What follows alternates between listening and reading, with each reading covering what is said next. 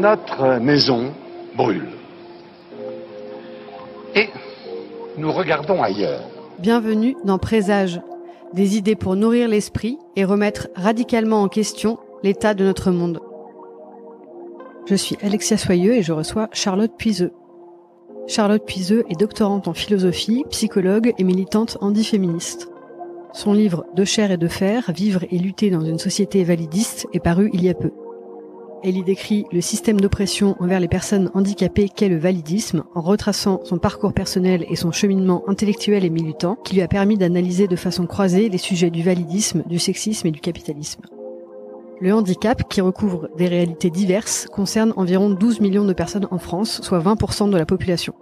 Le validisme est un concept forgé pour penser l'oppression systémique des personnes handicapées. Il permet de questionner la norme du corps valide et sain et les discriminations causées par cette domination qui affecte toutes les sphères de la société, que ce soit l'accès au transport ou aux bâtiments, l'éducation, le travail, la culture, la médecine, les loisirs ou la vie sociale. Le modèle médical du handicap, encore dominant aujourd'hui, considère que le handicap est le résultat d'un corps défaillant qui doit être redressé à tout prix. Une vision caritative et misérabiliste y est associée, qui empêche de traiter le sujet du handicap comme un sujet politique et de considérer les personnes handicapées comme des sujets de droit et non plus des objets de soins. Lutter contre le validisme est donc un enjeu politique majeur, particulièrement en France qui est très en retard sur le sujet, afin d'abolir la ségrégation et la hiérarchisation des vies et de mettre en lumière que le handicap est une construction sociale. Avant de lancer l'épisode, je voulais vous rappeler que Présage est un podcast indépendant et gratuit depuis 2018. La meilleure façon de me soutenir est de vous abonner et de mettre 5 étoiles sur Apple Podcast ou Spotify, de partager les épisodes et de me suivre sur les réseaux sociaux. Merci. Charlotte Puiseux, bonjour. Bonjour. Vous avez sorti un livre important il y a quelques mois qui s'appelle « De chair et de fer, vivre et lutter dans une société validiste ». C'est un livre qui est à la fois facile d'accès et très agréable à lire. Est-ce que vous pourriez nous expliquer ce qu'est le validisme et en quoi c'est un système ?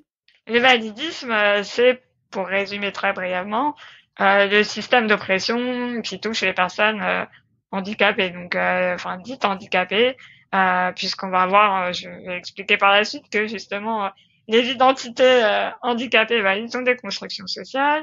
Voilà, mais en tout cas, le système validiste, il touche ces personnes qui sont catégorisées comme handicapées et il crée une hiérarchie en fait entre les vies de ces personnes dites handicapées et des personnes dites valides en opposition. Une hiérarchie qui du coup met la vie des personnes valides comme supérieure à celle des personnes handicapées. Et du coup, cette hiérarchie, elle justifie de façon plus ou moins implicite, de façon plus ou moins consciente, tout un tas de discriminations, de stigmatisations vis-à-vis des personnes handicapées.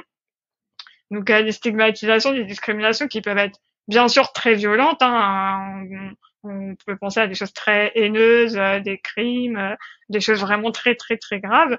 Mais le validisme, c'est pas que ça.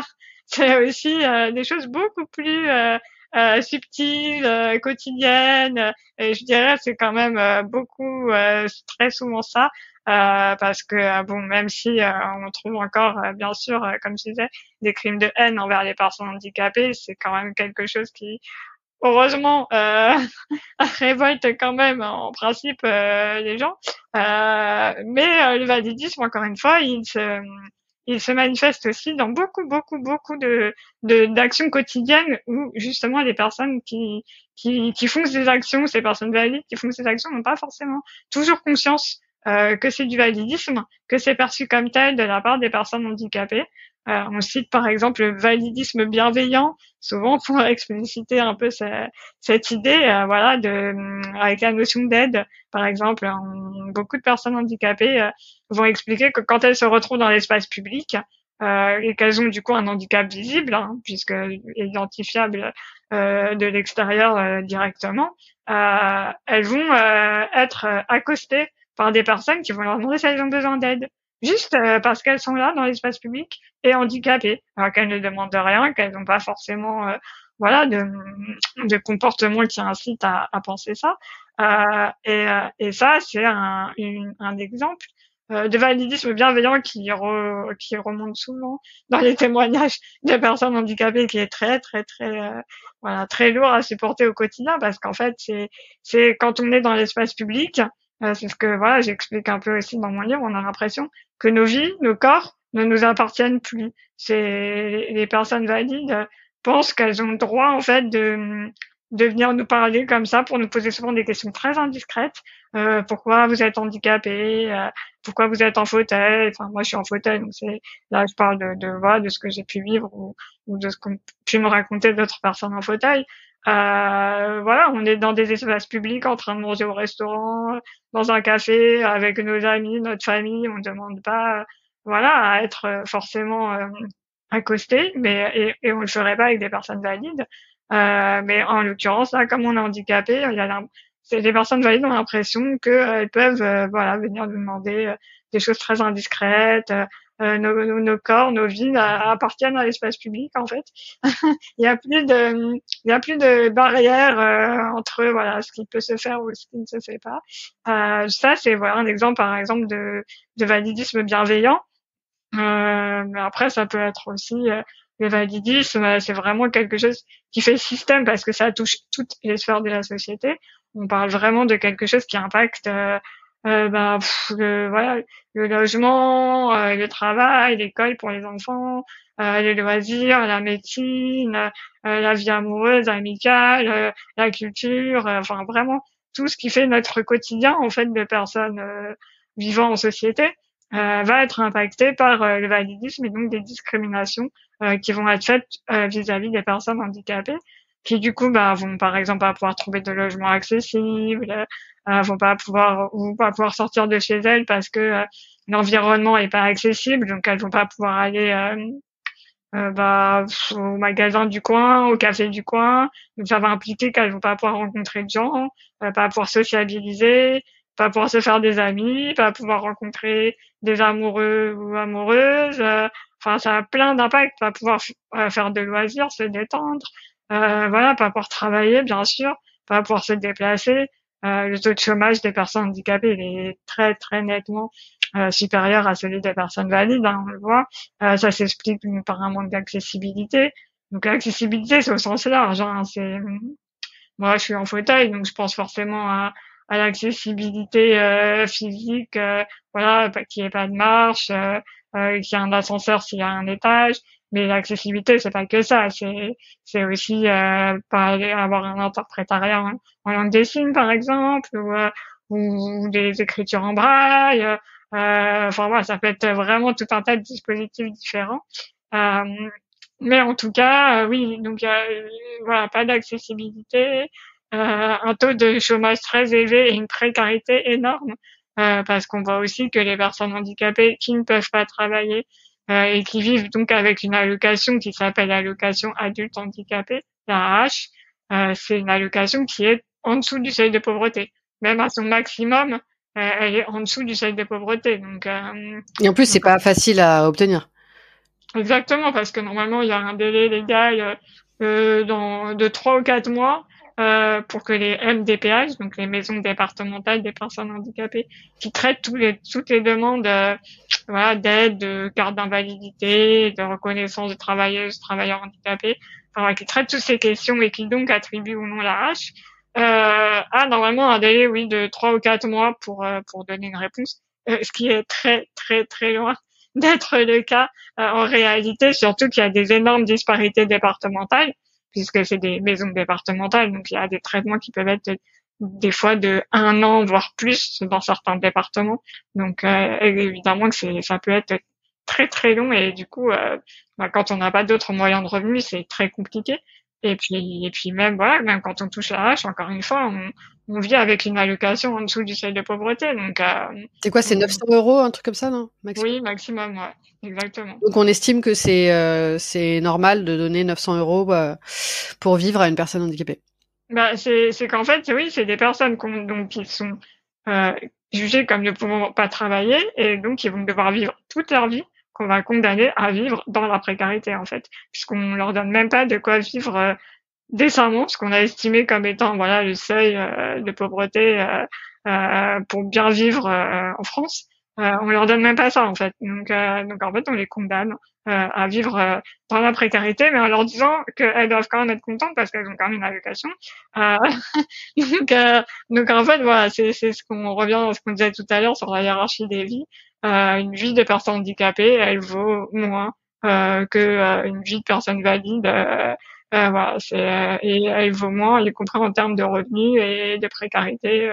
C'est normal entre guillemets que les personnes handicapées soient pauvres et leur précarité est socialement organisée. C'est ce que vous montrez tout au long de votre livre, que le validisme, ça repose sur le fait que les corps valides sont considérés comme ayant plus de valeur que les corps désignés comme handicapés, et donc ça crée des discriminations qui touchent tous les domaines de la vie. Et vous montrez que cette séparation entre valides et non valides, c'est quelque chose qui est construit socialement.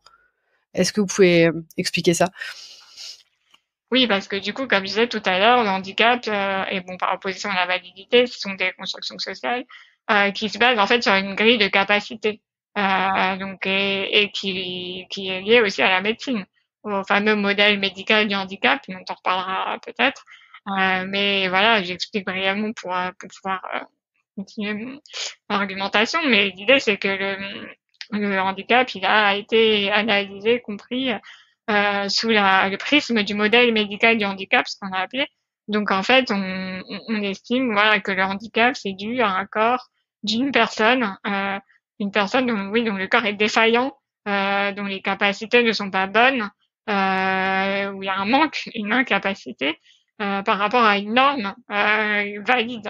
Un corps valide, un corps idéal, parfait, il doit marcher, entendre, voir, comprendre d'une certaine façon, enfin voilà, selon des critères de capacité qui peuvent aussi avoir, qui sont établis par des tests. Hein, on pense notamment aux tests de QI, des choses comme ça. Voilà, c'est très codifié. C'est mené par des médecins ou par des professionnels de santé qui vont établir un diagnostic et qui vont dire voilà votre corps il est malade, il est incapable, il n'a pas les bonnes capacités, et donc en découle le handicap. Du coup, vous êtes une personne handicapée parce que voilà, votre corps ne correspond pas aux capacités qu'on attend socialement d'un corps dit normal. Euh, et par opposition, du coup, les corps valides se construisent aussi, les constructions d'identité sociale valide se construisent aussi tout en sachant que, comme on dit toujours, la validité, c'est un idéal la validité totale, comme on dit, est inatteignable. Donc, on nous présente souvent la validité comme le Graal, comme ce qui est indispensable pour être heureuse dans la vie. Hein. Si on n'est pas valide, on est forcément malheureuse. Mais en fait, c'est là où s'inscrivent des failles. C'est est-ce qu'on est vraiment valide en fait? Est-ce que même les personnes valides sont valides? Est-ce que on n'est pas toutes potentiellement ou même actuellement en situation de handicap? Alors à des degrés divers, bien sûr. Hein, c'est des échelles où il y a des niveaux différents. Mais en fait, la validité, c'est un idéal qu'on nous fait miroiter à toutes, à tous, et qui est jamais vraiment totalement atteignable. Ouais. Et cette norme du corps pleine capacité, c'est quelque chose qui peut évoluer aussi selon les époques et selon les lieux? Ah oui, oui, ça, c'est totalement dépendant d'un contexte social, historique. On voit, voilà, à travers les époques ou à travers aussi, voilà, des comparaisons entre certains pays que les personnes handicapées ne sont pas les mêmes. Enfin, celles qui sont désignées handicapées ne sont pas les mêmes selon l'époque ou selon le pays où on est. Certaines capacités vont être comment dire, enfin plutôt certaines incapacités, comme nous on dirait en France, ne vont pas être considérées comme des incapacités à un autre moment de l'histoire ou dans un autre pays. Oui, la question des capacités, elle est fluctuante et puis surtout l'idée, c'est de se dire on est toutes et tous capables. C'est juste qu'on le fait différemment. alors que justement dans le système validiste, on va nous parler d'incapacité, comme si le fait de ne pas pouvoir correspondre à ce nombre validiste nous privait de toute autre façon d'exister en fait. Et enfin, je sais plus, dans un autre podcast, c'était peut-être sur France Culture, j'avais entendu un exemple qui était assez parlant. C'est aujourd'hui en France, en tout cas, pouvoir porter des lunettes ou des lentilles, c'est quelque chose qui est hyper commun. Mais c'est bien une adaptation du monde médical et de la société à quelque chose qui pourrait être un handicap en fait. Ah oui, moi je connais des personnes, si on leur retire leurs lunettes, elles peuvent plus rien faire. Elles voient vraiment rien. Donc elles pourraient plus se déplacer dans la maison, conduire encore moins, aller dehors. Donc en fait, voilà, ils ont besoin de leurs lunettes. Alors certes, les lunettes, c'est rentré dans le commun, dans la vie quotidienne. On n'estime plus qu'une personne qui porte des lunettes est handicapée. Mais comme quoi, voilà, c'est des représentations en fait. C'est des valeurs qu'on attribue aussi à des prothèses, puisqu'en fait les lunettes c'est une forme de prothèse. Il y a des prothèses qui vont rentrer dans la vie quotidienne et qui vont être naturalisées. Enfin, on va plus parler de prothèses. Voilà, c'est des objets du quotidien. Et puis d'autres, pour le coup, souvent quand c'est lié au handicap, c'est des prothèses qui vont être justement très stigmatisées, très vues de façon très négative. Et donc pour revenir sur le modèle médical, donc le handicap, en tout cas en France, est traité principalement avec cette vision médicale. Est-ce que vous pouvez expliquer un peu plus en détail sur quoi ça repose ce modèle médical du handicap et qu'est-ce que ça peut générer? Peut-être aussi parler de votre expérience personnelle. Qu'est-ce que ça a créé comme expérience chez vous, le fait qu'on veuille absolument redresser votre corps à tout prix, alors que c'est pas forcément nécessaire, quoi. Le modèle du handicap, c'est vraiment ce qui a le premier modèle qui a servi à comprendre le handicap dans le monde occidental, en tout cas, parce que voilà, même dans les pays anglo-saxons, aux États-Unis, c'était ce qui était aussi en cours. Et donc l'idée, c'était, comme je disais, d'analyser le handicap déjà sous le prisme de l'individu, c'est-à-dire c'était une personne qui était handicapée parce que son corps à elle était défaillant, pardon. Et du coup, l'idée qui en découlait, c'est qu'il fallait redresser ce corps ou cet esprit, ou ce psy. Voilà, ouais, c'est quand je dis corps, c'est l'ensemble de la personne. Il fallait la redresser, en tout cas, pour la faire à nouveau rentrer dans ces normes validistes dont on parlait. S'en est développé tout un tas d'institutions dites spécialisées, de rééducation déjà dans un premier temps parce qu'on voulait quand même essayer de voir si c'était possible de redresser ces corps. Et puis si on s'apercevait que c'était pas possible, on a créé des institutions spécialisées de vie quotidienne où on envoyait ces personnes irrécupérables dans des lieux en vase clos où elles sortaient pas en fait. On les mettait entre elles, on formait des ghettos et on leur disait, on leur disait pas grand-chose d'ailleurs parce qu'on leur demandait pas du tout leur avis. Elles y allaient pour vivre, travailler aussi, puisque tout est vraiment organisé en micro-société. Tout est fait pour que la personne handicapée ne sorte pas de ces institutions spécialisées, mais qu'elles servent quand même à cette société capitaliste qu'est la nôtre. Donc la question du travail est loin d'être éloignée de cette sphère-là, puisqu'on trouve tout un tas d'institutions spécialisées consacrées à la question du travail des personnes handicapées, où on y reviendra peut-être, mais il y a une forme d'exploitation quand même assez grave. Mais du coup, oui, ces institutions spécialisées, pour le coup, c'est aujourd'hui peut-être le cœur de la lutte antivalidiste, la fermeture de ces fameuses institutions spécialisées.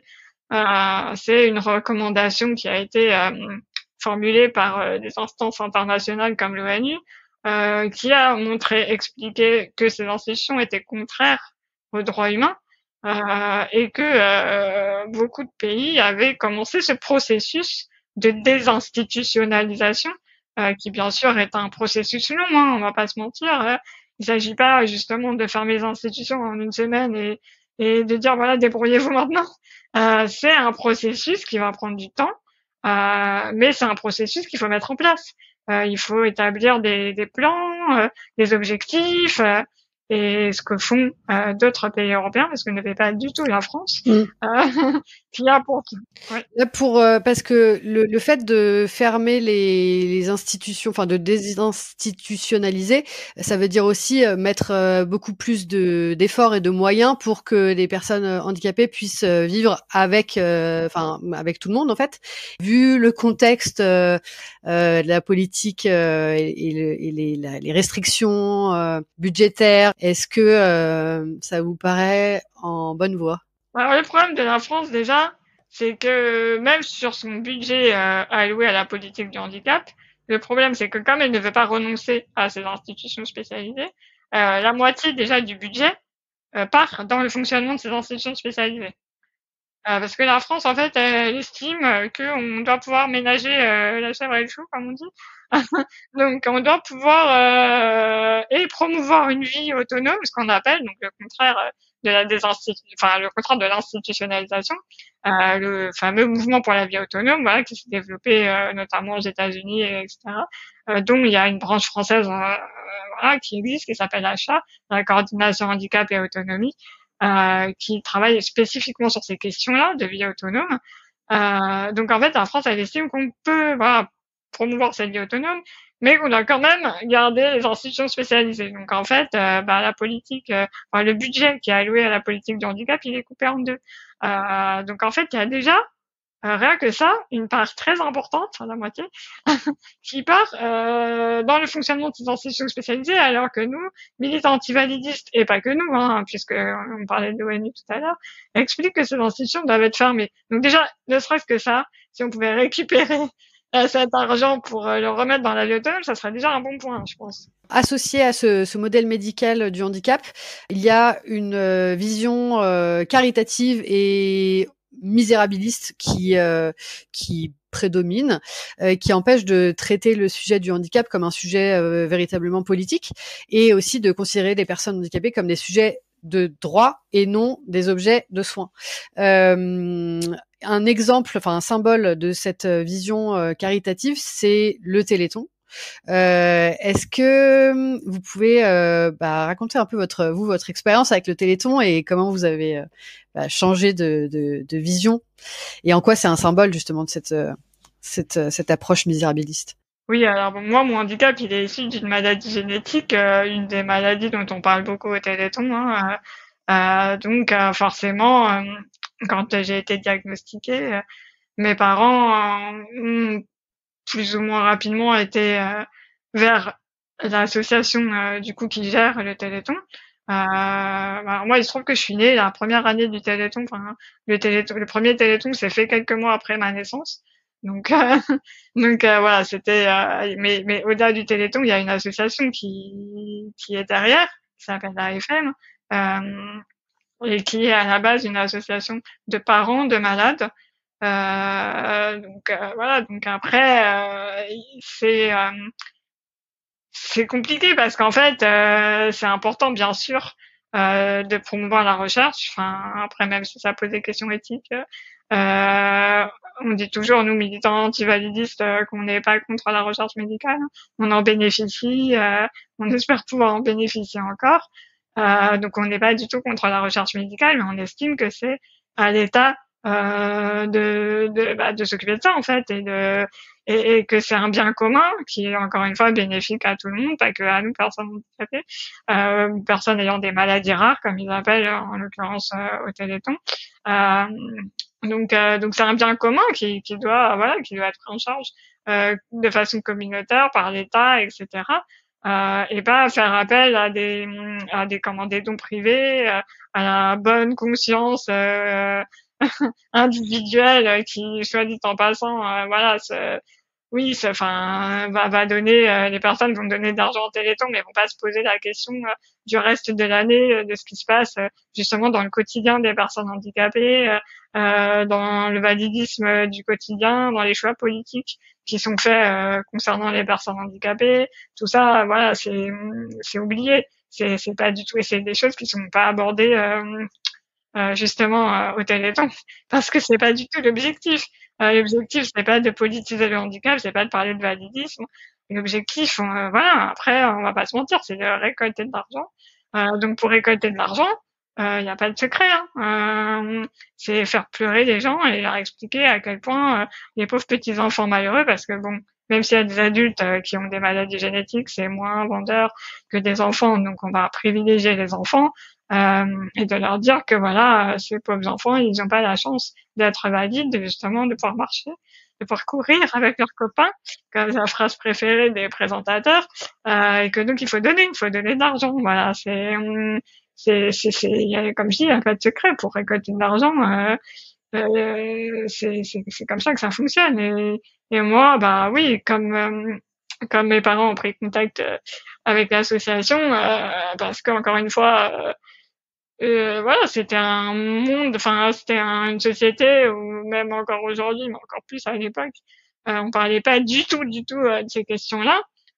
Donc mes parents, ils ont subi comme beaucoup d'autres parents le poids du discours médical, leur disant que j'allais mourir et que justement, fallait me mettre dans une institution spécialisée en attendant ma mort. Ouais. Et pas s'attacher à vous. Voilà, pas m'attacher à moi. Mais ça, enfin, je veux dire, je le dis tout le temps, ça arrive à mes parents, mais ça arrive à tellement d'autres parents, et c'est ça qui montre la force, malheureusement, du validisme. C'est que c'est pas une histoire individuelle. C'est une histoire qui est récurrente, et encore aujourd'hui, malheureusement, dans le parcours des parents, voilà, qui ont des enfants, qui ont la même maladie que moi, ou des maladies similaires. Donc face au poids de ce validisme, oui, forcément, se regrouper entre parents qui avaient donc des enfants ayant ces maladies-là, c'était essentiel. C'était un soutien. Voilà, mes parents, ils avaient besoin de cette association et elle les a soutenus, elle les a aidés. Et du coup, logiquement, quand Téléthon est apparu, oui, j'ai fait participer au Téléthon. Voilà, mes parents étaient dans le public, on a fait partie des familles du Téléthon, parce que c'était une suite logique pour mes parents que de participer aux actions de la FM. Mais voilà, mais après, quand on commence à comprendre qu'il y a d'autres voies possibles, que nos situations, elles sont pas justement écrites de façon indélébile, comme ça a été pour nous, ou pour d'autres, avec ce poids du discours médical, qu'on peut changer les choses, qu'on peut politiser la question du handicap, qu'on peut faire en sorte que le validisme soit moins présent, voire un jour disparaisse. Voilà, on s'est dit qu'il y avait d'autres alternatives que le Téléthon, en effet. Et la question que ça pose, parce que cette approche misérabiliste a considéré que voilà, les personnes handicapées, les enfants handicapés sont des pauvres enfants qui n'ont pas la chance d'être valides. Ça pose la question de qui est-ce qui détermine les critères qui font qu'on peut dire qu'une vie est digne et bonne, quoi. Ah ça, c'est une bonne question. C'est un débat philosophique, je pense, de tout temps presque. La question de qu'est-ce qu'une vie bonne, c'est moi qui ai fait des études de philo.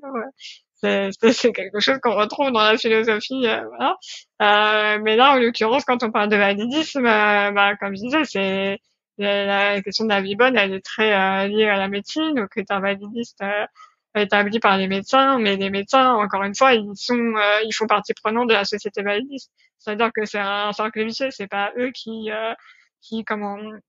créent la société validiste, ils en font partie. Ils sont imprégnés, voilà, de tous les validismes ambiants. Ils grandissent en tant qu'enfants dans cette société validiste. Ils intègrent les préjugés que la société validiste peut véhiculer. Et donc du coup, une fois devenus adultes, une fois devenus médecins, ils vont reproduire ces critères validistes en tant que médecins. J'imagine aussi, j'ai lu dans votre livre que ça, tout ce validisme est le fait de pas considérer les corps et les vies des personnes handicapées comme suffisamment dignes ou normaux. Ça affecte tout la construction émotionnelle et affective et le rapport aux autres, quoi. Oui, parce que là, après, forcément, quand vous ressentez cette stigmatisation sur vous, votre corps, votre vie, que vous comprenez que votre vie elle a moins de valeur, que votre corps il est pas beau, que vous n'êtes pas désirable, toutes ces questions-là, forcément, ça a un impact sur ce qu'on appelle l'estime de soi en psychologie. Et je pense notamment voilà à la construction. Quand on est enfant, adolescente, il y a une période de construction aussi importante, justement où on a besoin de se sentir valorisé, reconnu, aimé, pour justement prendre confiance en soi et pouvoir avancer dans la vie d'adulte de façon positive. C'est clair que quand vous êtes une adolescente en situation de handicap, c'est compliqué. C'est compliqué parce que c'est pas l'image qu'on vous renvoie autour de vous, et aussi par exemple dans la culture. Et je parle souvent de la culture parce que c'est souvent quelque chose qui appuie les représentations qu'on peut se faire de nous-mêmes en tant qu'ado, notamment. Je pense on s'identifie beaucoup à des personnages de fiction, de séries, de livres, etc. Et en fait, des personnages de personnes handicapées positives, des personnages positifs dans la culture, on n'en trouve pas, quoi. On commence un petit peu, mais il faut vraiment chercher, quoi. Faut vraiment chercher, ouais. Ouais. Votre découverte des enjeux politiques autour du validisme, des disability studies, etc., ça a dû un peu changer votre vie, en tout cas votre façon de vous percevoir et de vous analyser dans le monde. Comment est-ce que vous avez découvert justement les disability studies? Ah bah oui, pour moi, ça a été une révolution, hein, et je sais que c'est pas que pour moi, encore une fois, c'est ça qui est magique, entre guillemets, dans le validisme, enfin, dans le système d'oppression, c'est qu'on se rend compte que ce qu'on vit, on est des millions à le vivre. Et en fait, les personnes handicapées qui peuvent avoir accès aux disability studies, elles ont tout dit, mais c'était une révolution, quoi. Mais voilà, après, il faut pouvoir y avoir accès parce que, c'est déjà, souvent, c'est en anglais, donc, faut avoir la possibilité de comprendre un minimum l'anglais, avoir accès souvent aussi à des études universitaires, ou aussi s'investir, enfin quand on peut s'investir dans la militance, ça donne aussi accès à tout un tas de réseaux qui peuvent aussi vous aider à développer vos réflexions. Mais voilà, c'est pas évident. Militer, c'est très compliqué pour les personnes handicapées pour tout un tas de raisons. Donc, il faut pouvoir le faire. Donc, c'est sûr que c'est pas évident. Moi, j'ai pu avoir accès aux disability studies par mes études, parce que j'ai fait des études supérieures, que j'ai été plusieurs fois en Angleterre où il y avait déjà des choses qui se passaient là-bas, où j'ai milité, et du coup j'ai pu créer du réseau, des liens avec des militantes anglaises, par exemple, notamment. Donc c'est comme ça que j'ai découvert tout ça. Mais encore une fois, c'est pas forcément possible en l'état actuel pour tout le monde, et c'est ça aussi peut-être qu'il faut développer, c'est l'accès à l'information. C'est ce qu'on essaye de faire aussi, par exemple, au collectif Les Dévalideuses, en traduisant des textes pour les rendre plus accessibles à des personnes qui seraient pas anglophones. C'est pouvoir vraiment mettre ces ressources à la portée de toutes et tous. J'aimerais bien qu'on parle un peu du lien entre le handicap et, enfin, le validisme et le capitalisme, parce qu'il y a pas mal de liens entre les deux. On vit dans un système capitaliste qui prône le travail, la productivité, l'efficacité comme ses valeurs phares, et on est donc dans un système qui, à la fois, qui sort les personnes handicapées du monde du travail, et qui, de l'autre côté, affaiblit ou détruit toujours plus les services publics. Est-ce que vous pouvez un peu parler de ces liens entre le capitalisme et le validisme? Moi, en fait, comme je l'explique dans le livre, j'ai commencé à militer au sein d'un parti qui s'appelle le NPA, le nouveau parti anticapitaliste, parce que certes, c'était des questions de validisme. Alors, on parlait pas de validisme à l'époque, mais de discrimination liée au handicap qui m'intéressait et qui m'animait principalement dans mon envie de militer. Mais je savais que c'était lié à tellement d'autres choses, à un projet de société global, que pour moi c'était important, de pouvoir militer au sein d'un parti qui intègre ces questions au sein d'un projet de société. Et en l'occurrence anticapitalisme, parce que oui, le capitalisme pour moi c'est un générateur plus de handicap déjà, parce que même pour des personnes qui sont identifiées comme valides, ben souvent par le travail elles deviennent handicapées, par les conditions capitalistes en fait du travail elles deviennent handicapées par cette vision de devoir toujours produire plus, de devoir mettre les corps à rude épreuve pour plus de productivité, pour plus de flexibilité. Les corps et les esprits aussi. Les esprits, c'est ce que j'allais dire, voilà. Parce que on parle aussi, voilà, de beaucoup de handicaps psy qui se développent au travail, de dépression, de suicide, voilà, des conséquences du travail très graves, des conditions de travail capitaliste très graves qui génèrent les handicaps. Et puis oui, de l'autre côté, forcément, pour les personnes qui sont handicapées, voilà, pas forcément en lien avec le travail, soit de naissance ou par accident autre, et qui justement, souvent assez jeunes, du coup, vont devoir être confrontés à ce qu'on appelle l'entrée dans le monde du travail. Bah là, c'est très très compliqué, oui. Comme on disait tout à l'heure, le taux de chômage des personnes handicapées, il est exponentiel, et c'est pas par hasard, hein. Déjà parce que je pense que il y a aussi le problème de l'accès à l'école en amont qui fait que les personnes handicapées aussi n'ont pas forcément les compétences voilà acquises par une formation comme tout à chacun et chacune puisque beaucoup d'élèves en situation de handicap sont privés d'école donc parce qu'il n'y a pas les accompagnements nécessaires. Toutes les rentrées scolaires, on voit les scandales que ça peut provoquer. Donc déjà, quand à la base il y a un problème de formation, bon, voilà, ça aide pas à rentrer dans le monde du travail avec des bonnes compétences et dans des bonnes conditions. Mais même au-delà de ça, même voilà pour les quelques personnes, parce que bon, il y en a quand même si je pense que c'est pas la majorité, mais il y en a quand même des personnes handicapées voilà, qui arrivent à faire des études et qui postulent au monde du travail. On voit à quel point c'est compliqué, quoi. Parce qu'encore une fois, les lois ne sont pas respectées aussi, les lois d'accessibilité pour les entreprises. Mais les entreprises préfèrent payer une amende éventuellement plutôt que de c'est combien le pourcentage de 7%, non? 6%. Ouais.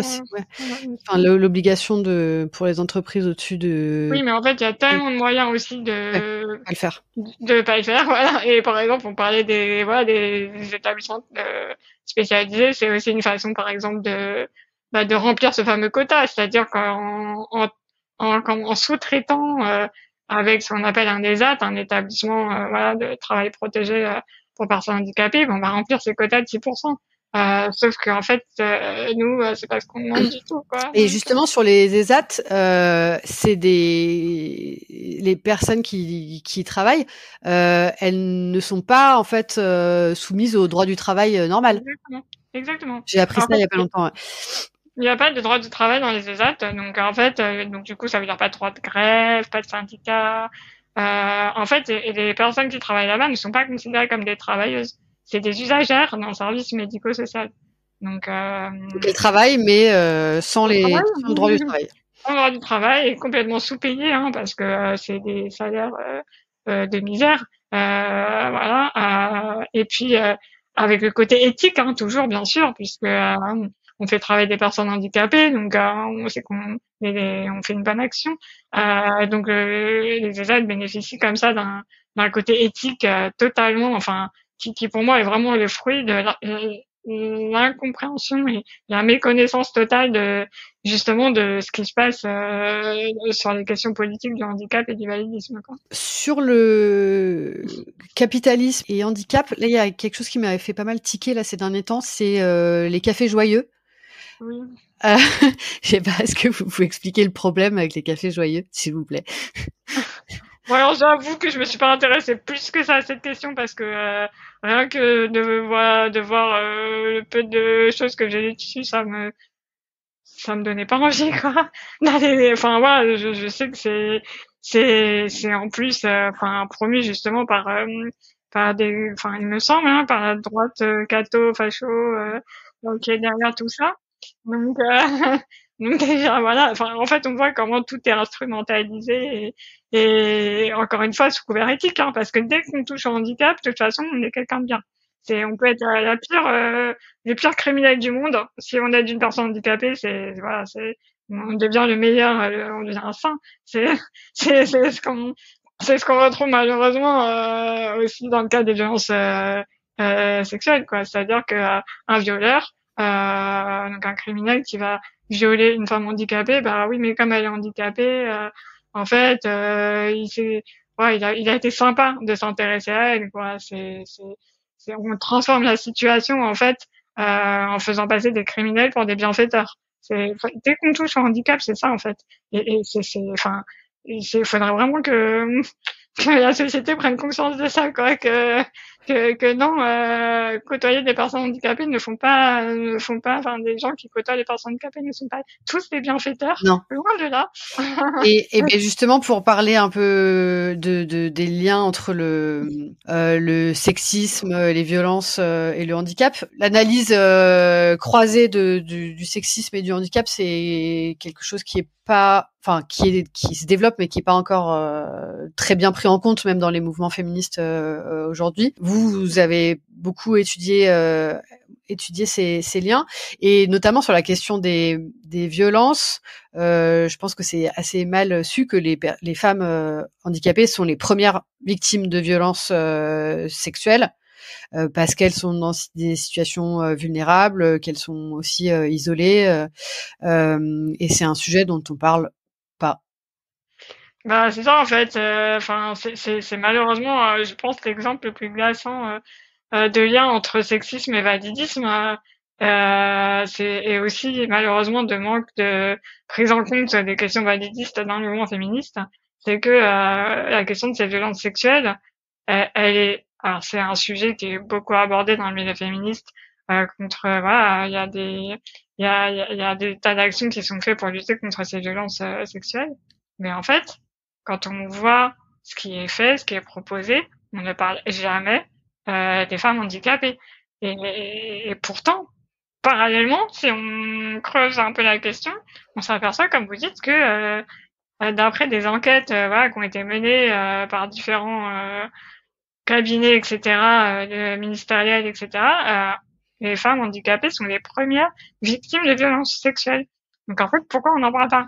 Et à la fois, en plus, ce que vous expliquez aussi dans votre livre, c'est que les corps des femmes handicapées, à la fois, ne sont pas vraiment considérés comme des corps de femmes. Il n'y a pas cet enjeu de séduction, de corps sexualisés, etc. Mais en même temps, ce sont des corps qui sont disponibles pour commettre des violences, quoi. Bah, c'est cette désexualisation, en fait, qui crée la vulnérabilité et qui crée, comme vous dites, la disposition. C'est-à-dire que, comme c'est des corps qu'on ne sexualise pas, on leur attribue pas de sexualité potentielle.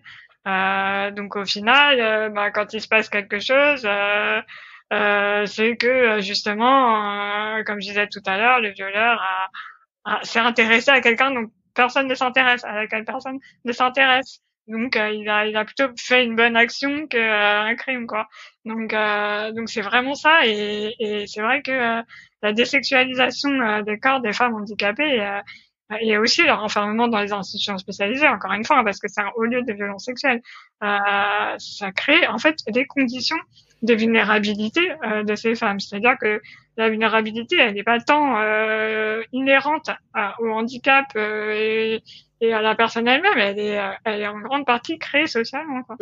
Et j'imagine que ça doit être assez difficile de porter plainte ou de mener à bien un procès quand on est une femme handicapée.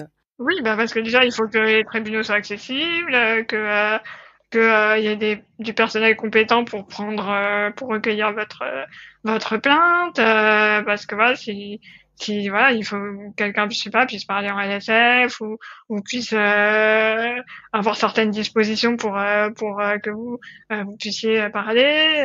Que les préjugés soient évités par les personnes qui prennent la plainte, etc. Exactement. Et puis aussi la question du consentement, c'est que en fait, on parle aussi beaucoup de manque de formation des jeunes personnes handicapées et notamment des femmes, puisque voilà, enfin, en tout cas des personnes assignées femmes qui sont victimes de ces violences.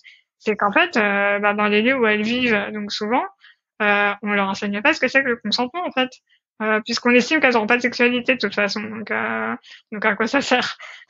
Donc en fait, déjà, voilà, il y a un problème aussi de ce côté-là, où il faut que ces personnes, elles puissent comprendre qu'elles ont le droit de dire non. Vous analysez le handicap au croisement donc d'autres systèmes d'oppression comme on a dit, et vous avez développé une vision d'un antivalidisme qui est aussi féministe, queer et intersectionnel, et notamment en partant de l'analyse du corps sain. Donc le corps sain, finalement, c'est le corps masculin, hein. Le corps masculin, blanc, hétéro, cisgenre et dyadique. Cette analyse, de la norme qu'est le corps sain, ça permet de comprendre les expériences vécues par les autres corps que sont les corps racisés, les corps de femmes, les corps de personnes trans, handicapées. Est-ce que vous pouvez un peu développer là-dessus autour de cette idée de corps sain et malsain, on va dire?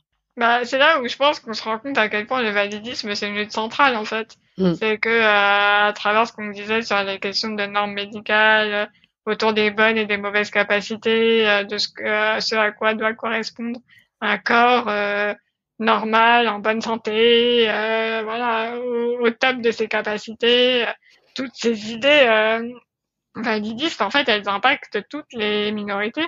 Elles ont été utilisées contre les minorités, voilà, que ce soit pour les personnes trans, intersexes aussi. On a vu le scandale des enfants intersexes qui ont été mutilés parce qu'on devait les faire rentrer dans cette catégorie binaire. Donc les normes médicales ont été utilisées justement.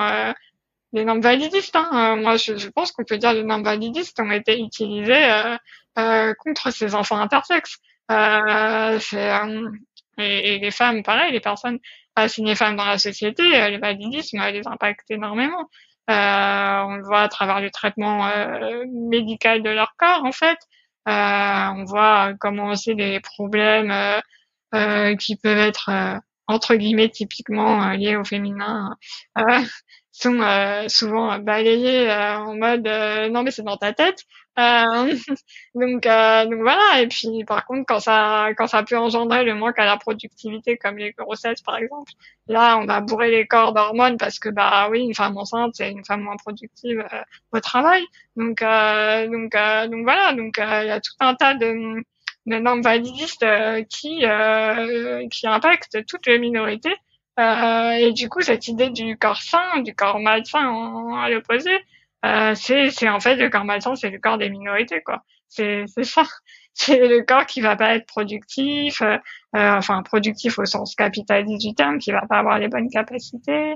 Voilà, donc je pense qu'on peut dire que les normes validistes sont centrales et que, centrale pour comprendre ce qui se passe dans le vécu des minorités et que du coup les luttes antivalidistes sont essentielles. Et vous, plutôt que donc la séparation entre cette norme valide et la déviance entre guillemets que serait le handicap, vous développez l'idée d'un continuum. C'est l'idée qu'en fait on est toutes et tous potentiellement handicapés, plus ou moins handicapés. Il y a aussi une temporalité qui joue. Voilà, peut-être qu'à un moment on va être plus valide et puis à un autre moment de sa vie on va devenir plus handicapé, mais au final comme je disais tout à l'heure, est-ce qu'on est vraiment valide même quand on est dite personne valide? Qu'est-ce que c'est que vraiment la validité? Voilà, c'est en fait je pense que la validité absolue elle n'existe pas, elle est pas du tout atteignable et je pense qu'elle est même pas en fait souhaitable parce que justement c'est quelque chose qui nous fait croire que c'est le seul salut pour être heureuse, alors que pas du tout. Et du coup, ça nous empêche, comme je disais, de développer d'autres alternatives, d'autres possibilités d'être au monde qui sont tout aussi intéressantes et qui rendent tout aussi heureuses. Sauf qu'en fait, comme on n'en parle pas et comme on leur laisse pas la possibilité d'exister, voilà, on dit que sans validité, pas de salut, voilà, on en est là. Mais du coup, la validité, le handicap, c'est des éléments qui sont présents partout en fait chez tout le monde à des degrés divers encore une fois, mais qui sont pas opposés. Je pense que justement binariser les personnes entre d'un côté les personnes handicapées, d'un côté les personnes valides, c'est néfaste parce qu'en plus du coup il y a toute cette associations négatives autour du handicap avec tout un tas de références qui sont totalement péjoratives, on va parler de vulnérabilité, de dépendance. En fait, toutes ces questions, pour moi, je dis toujours, elles font partie de la condition humaine. On est toutes et tous vulnérables, dépendants les uns les unes des autres, à des moments divers. Donc en fait, il n'y a pas à stigmatiser ces réalités. Mais pourtant, quand on parle de handicap, tout de suite, c'est associé de façon stigmatisante. Donc je pense que relier handicap et validité, ça permettrait que le monde soit meilleur pour tout le monde. Merci beaucoup Charlotte. Je pense qu'on a un peu défriché le sujet. Il y a encore évidemment beaucoup de choses à dire. En tout cas, ça a été super important pour moi. Et même si j'imagine que les auditeurs, auditrices parfois ne voient pas trop le rapport entre l'écologie et les sujets que j'aborde. Je pense que en tout cas pour moi, la définition d'un monde et d'un futur écologique, c'est un monde qui permettrait à tous et toutes d'être émancipés et de pouvoir vivre dignement. Donc moi, je vois bien le rapport entre tout ça. J'espère que ça fera sens aussi dans l'esprit des auditeuristes. Merci beaucoup pour votre écoute et votre soutien. Vous pouvez soutenir Présage en mettant 5 étoiles sur votre application de podcast et en partageant les épisodes. Présage est un podcast indépendant. Le générique est un extrait du morceau L'eau de Sabrina Bellawell, mixé par Paloma Colombe. À très vite.